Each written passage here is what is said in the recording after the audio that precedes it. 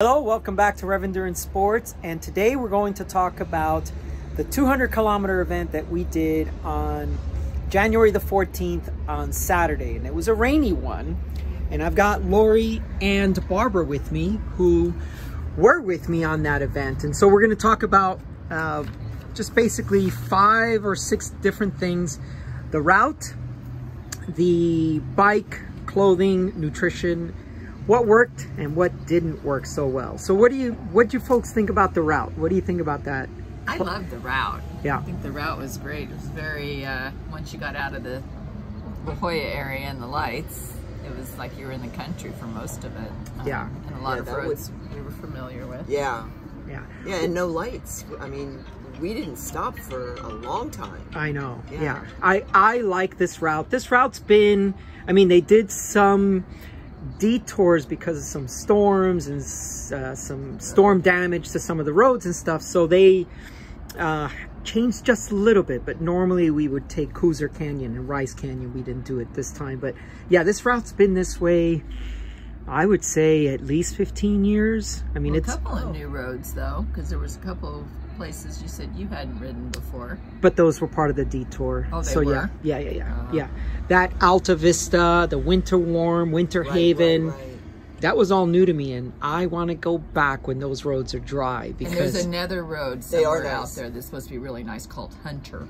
okay, I don't know if you've been on Hunter, but I was told about that this weekend. Okay. Just a beautiful road. So cool. check that. Hey, by the way, sun is shining. Yes. Yay. All right, so that was the route.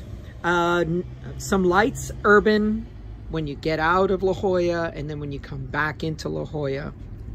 A lot of lights, the university, all that kind of stuff. So, but then once you get onto the countryside, a typical North County, the northern part of San Diego, we call North County, and you know, just ride for hours without any lights. So that's really good stuff, and that's what we like to do as endurance cyclists. It was front loaded, so by the time we got to Rainbow at mile 68, most of the climbing was done. We'd already done about 5,000. Hang on for this noisy truck.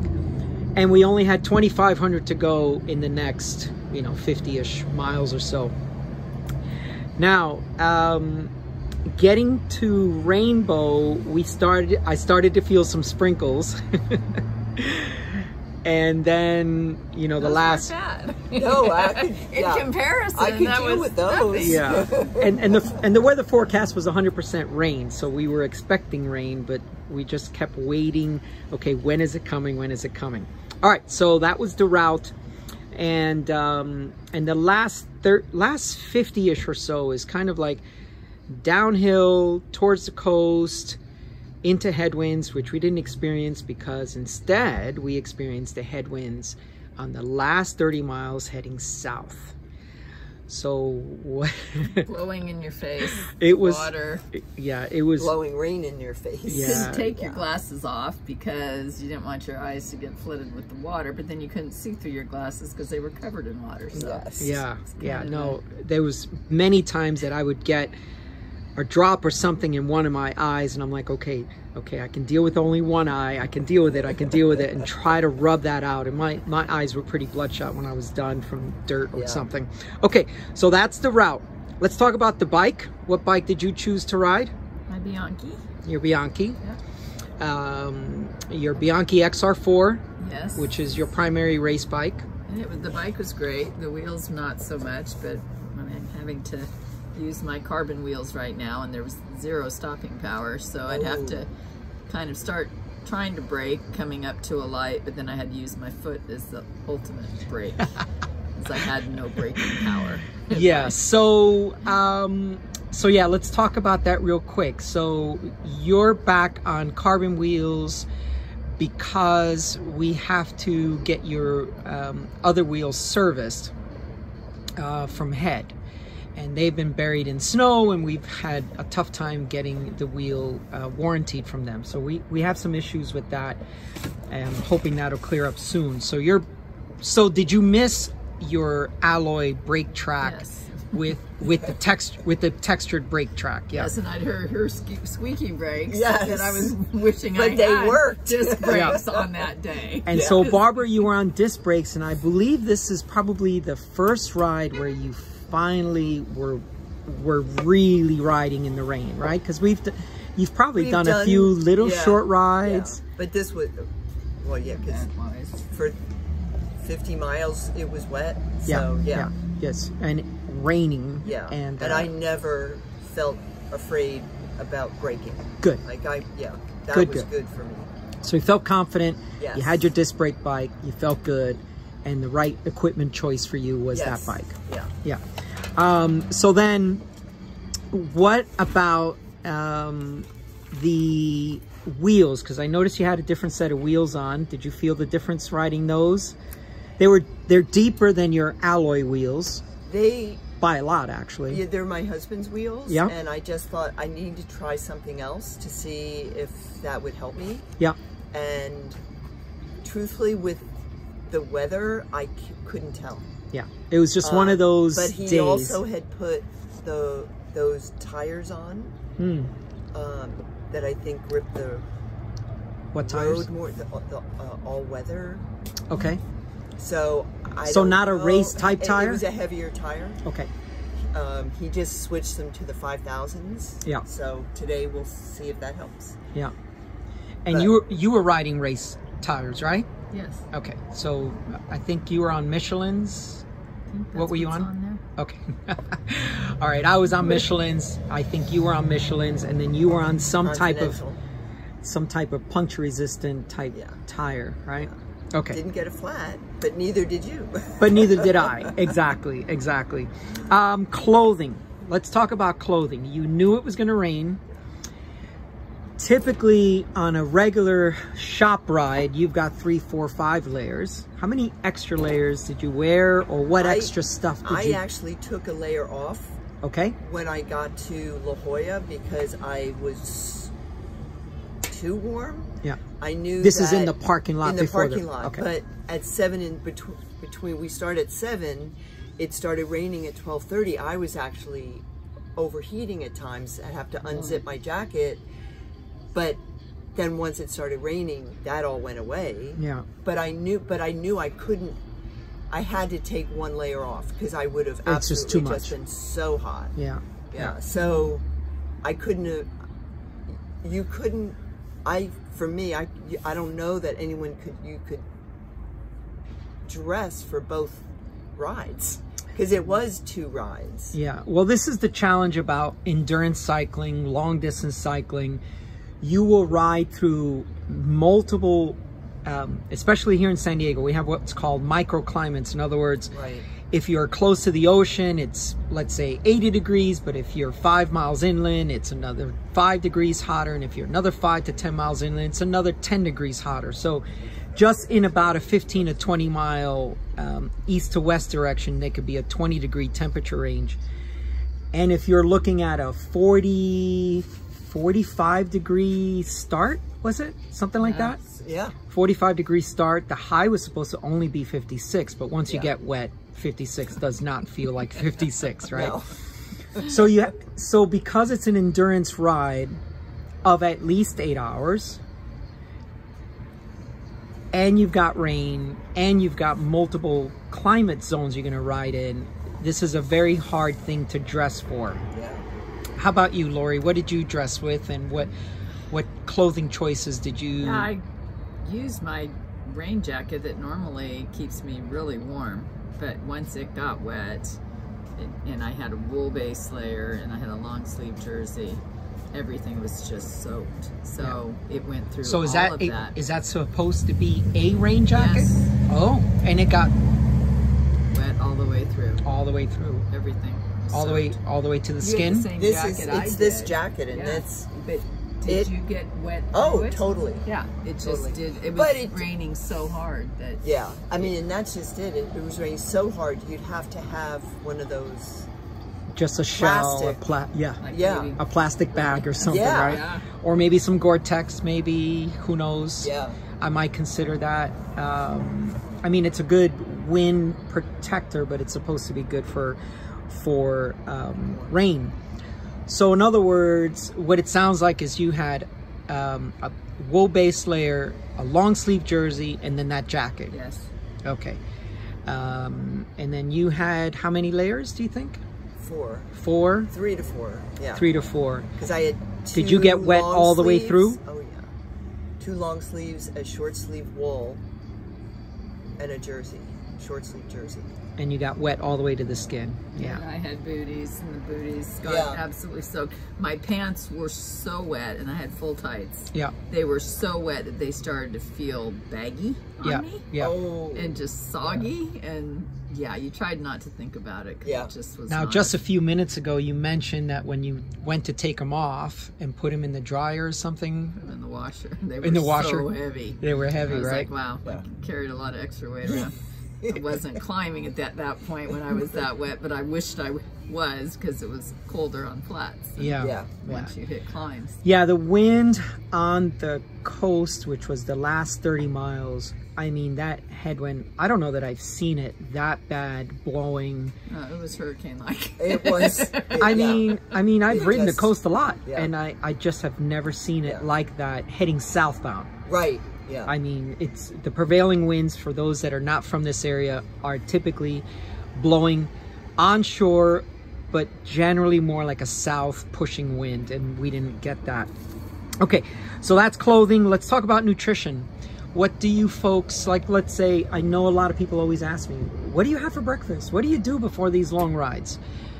Lori, what do you have for breakfast? That day I had a keto bar and like coffee. That was it. Yeah. And what about Barb? Had a quest bar and coffee. Yeah. Yeah. As endurance cyclists, we generally don't eat these massive breakfasts that people think that we do. We are, I mean, would you consider yourselves fat adapted? I mean, I am for sure. Yeah. So, and endurance riding is supposed to be about a zone 2, zone 3 effort, not all day hammering at zone 4 sprints and intervals, right? So generally, I also don't have a big breakfast, and then I start fueling once I'm on the bike. So let's talk about nutrition on the bike. So I had a bottle of Spiz. It got me through the whole day. So how many calories was that? 750. Okay, 750 in one bottle. One bottle. Okay. That's about all I drank. And then food-wise, I did a few nuts and a bar, I think. Okay. That's about it. Too cold to eat. Roberta, if you sit here, it's a lot warmer over here. No, it's raining. Oh, is it? Yeah. Oh, it's raining again. Okay, so let's see. What did you have for nutrition on the bike, Barb? I had the same amount of Spiz, 750. 750. In my first bottle. My second bottle, I had Rain, which is high caffeine and water. Yeah. And I ate 1.5 Quest bars, and I had sports beans. Yeah. I remember, I mean, it was about 50 miles in. You were like, I need to get some sport beans out. I put a bunch in my cheeks so I can just suck on them. I know you love your sport beans. Yes. So can you give me a general sense of how many calories you had planned to take with you? This is something I religiously do, but I want to hear it from you folks. You said 750 plus your bar. How many calories did you plan on bringing with you? I had 1,000, which is plenty for me. Yeah. Typically. 1,000 calories for how many hours of riding? That would have got me through 10, but it got me through 8. Okay. I mean, I did have a couple bites of your sandwiches, and they were just tasty. Yeah. And what about you? What did you plan for? Well, I planned for more. Okay. So I had another bar that I didn't touch, and Okay. more sports beans that I just don't touch. Okay. So, All right. So one of the things that I mentioned to you during the event was, hey, keep the calories coming in because it's a lot colder. right. And your body is burning through those calories to keep your body warm. I mean, it's just, that's just without the riding part. It's just trying to keep your body core temperature. Like now. And listen, I really appreciate you sitting out here in the cold shooting this video. So that's why I kept saying, keep the calories coming in, keep the calories coming in. I was trying. Yeah, yeah. It's hard to eat or drink. It's, yeah. But, you know, if you put it in your bottles, maybe it's easier to drink them or eat them. Okay, so that's nutrition. Let's talk about some things that worked really well. The training going into it, I think. A lot of the riding that we do. Yeah. I don't like to stop. Yeah. So as long as we don't stop, I don't need potty breaks or anything. And I had enough food on me. So yeah, I was good to not stop. Yeah, it was a perfect day for a no-no ride. Yeah. Because if I had stopped, I don't know if I would have gotten back on the bike, because the second I stopped at the finish, I shivered. Oh, yeah. So bad. Yeah. So I mean, bad. I was shivering at that point once we got into UCSD and I had to stop at a light or something. You just couldn't stop. Yeah. Yeah, and that was probably 5 miles, 4 miles from the finish. Yeah. Yeah. So I add to what you say, because people don't know where UCSD is in relation to the finish. So in other words, that last 3 miles were really difficult. Rough. Very rough. Yeah. Because pouring rain, couldn't see. I didn't want to go over. I didn't want to miss a turn, so I would have to stop. Yeah. Take my glasses off, look at my route, and look on the screen, for the street sign. Yeah. So that I knew to turn right or left. Yeah. Yeah. So you mentioned no ride. Now, I will talk about this more on my own video, but for those who are watching this channel for the first time, a no ride means no stops for no reason. That means we don't stop for potty breaks, we don't stop for refueling, we don't stop for any reason. Obviously traffic controls, and in this case the controls on the event, we did a backup of our computer file by filming where we were to say, hey, we're here, we're at mile 68, we're at the control, and just to prove that we were there in case our data file on our computer would go kaput. So a no ride in this case was 8 hours with 7,500 feet of climbing, and I think that was the proper choice for the day. It was cool enough, well, cold, that you really weren't, you know, overheating and you needed to hydrate. It was cold enough that, in my case, I just wanted to get done.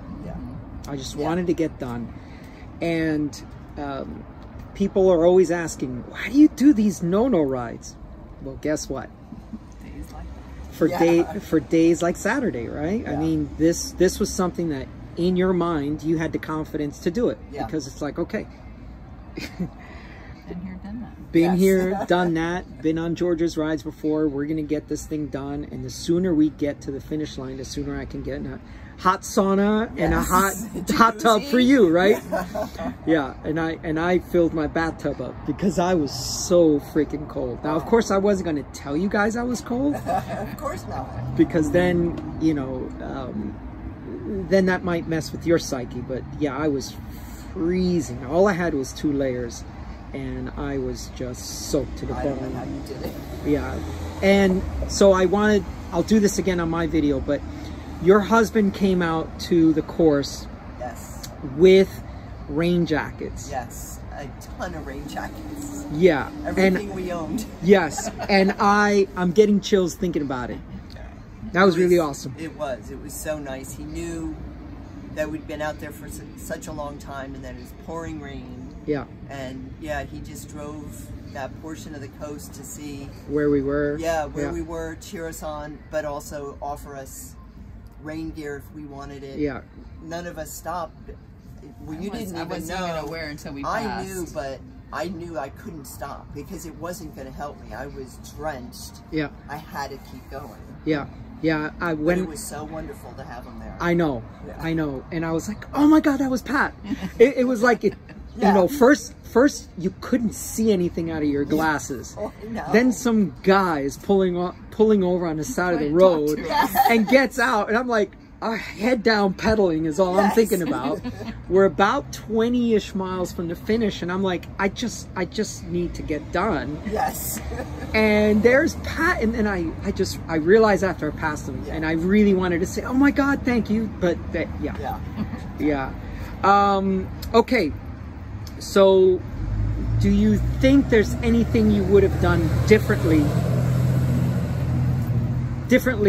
that would have made a difference for this event? What would you have done differently? I really don't know that there is anything you could have done. I mean, I had an aero helmet, so it wasn't like my head was getting wet. And I had a cap, so I don't think I could have protected any more there. Maybe more of a jacket that would repel the water, but that's the only thing I can think of that would have made it a little more comfortable. And then, like you said, booties that fit tight, although I don't know that they wouldn't have gotten soaked. There was, the challenge, so much water.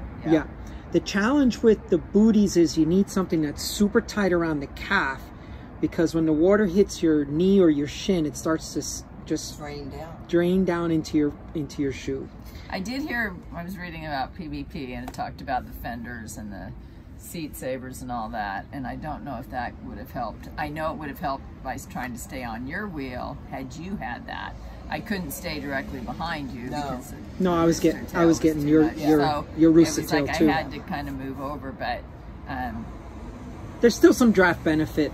It's better directly behind, but even a few inches to one side or the other, you still get a draft. Barb, what would you have done differently for this event? Nothing. Yeah. Except for, like Lori said, if there was a rain jacket that is fully, but then you've been so hot in the beginning, so I don't know that you. Although could do those that. are smaller, you don't have to wear it. Start out. I don't have that. Yeah. I have one that's plastic but it's huge. So it's bulky and it's hard. Yeah. So one thing that I might consider, but I mean, we just don't get rainy days like that here, and it's always these January events that are they're an anomaly. They're not what's normal here to ride in the rain. So we don't have rain gear. We don't have all the special stuff. We're going to get people from the UK, because I know they watch, and they're going to say, oh, but you should have this, you should have that. And it's like, yeah, but it just doesn't rain here. But the one day it does, it's torrential and it sucked. Painful. And we happen to be on the bike. It's builds just character.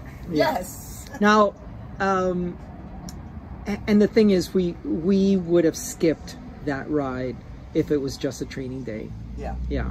We would have done something completely different, or driven out to the desert like we did before, right? We drove out to the desert to avoid the rains. Okay, any last thoughts on brevet riding, endurance riding? This was your first organized brevet, Barbara. Yes. The 300 brevet is coming up. It's a lot flatter. It's down in the desert, probably warmer. Sounds good. Although what we always know about the desert is always windy, so you got to be prepared for that. So 300K, about 187 miles. It's only got 3,500 feet of climbing, so that is like flat for people like us. Any takers? Yeah. Yes? It's February 11th. Oh, there's another one. I gotta find another one, because that's the Palm Springs Century too. Yeah. There was one thing you mentioned, and I wanted to go back to it. You said the preparation for the ride and the rides that we had done prior to it. I'm going to talk about this on my video. Do you believe that the Rev 310 which is the mileage conversion of the Rafa 500? Do you think that block of training just before this event, do you think that helped you to get ready for this event, or at least was just a focused time frame for it? I'm sure it helps. It always helps to have good base mileage, but I try to do close to that. Not quite that much, but close to that weekly. Yeah. But you ended up with over 400, 448 for the week, right? Yeah. So it's a good block of training. Yeah. and then boom, just go right into a 200K Yeah. without much fanfare. It's just okay, Yeah. just another Yeah. ride for us, right? Yeah. All right, well, ladies, thank you so much for spending the time with me. It's cold outside. I appreciate that you're doing this, and we hope to get on the bikes. There's a little bit of sunshine trying to break through, but that's all for today. Please like and subscribe, and we'll see you up the road.